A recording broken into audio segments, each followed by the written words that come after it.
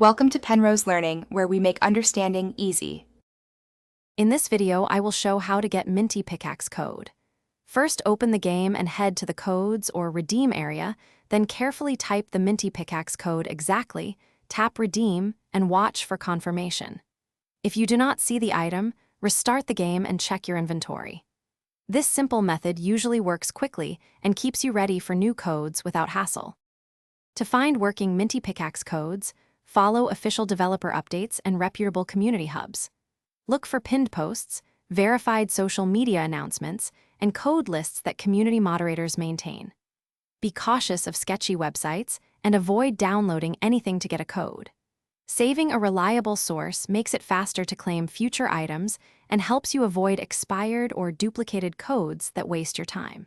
If a Minty Pickaxe code fails, start by retyping it exactly and checking capitalization and spacing. Next, verify the game is fully updated and your internet connection is stable, then try redeeming again. If problems persist, take screenshots of errors and reach out to game support with clear details so they can assist. These steps usually resolve common issues and help you secure the item without frustration. Thanks for watching. If this was helpful, leave a like and consider subscribing. See you next time.